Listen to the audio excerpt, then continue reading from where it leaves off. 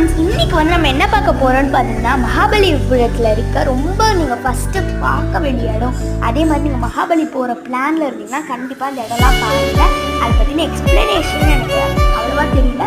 So நான் வந்து உங்களுக்கு என்னென்ன இடம்னு மட்டும் நான் சொல்கிறேன். பட் நாங்கள்லாம் போயிருக்கோம். ஓகே, அர்ஜுனன் தபசு, கடற்கரை கோவில், பஞ்சபாண்டவர் ரதம், ஒற்றை கல்யாணி, குகை கோவில், புலி குகை, திருக்கடல் மண்டை, கண்ணன் வெண்ணெய் பஞ்சு, கடற்கரை விளக்கம்.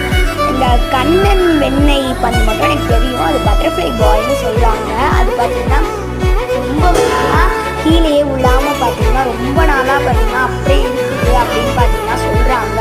ஸோ அதனால பார்த்தீங்கன்னா அது வந்து ரொம்ப ஃபேமஸ்.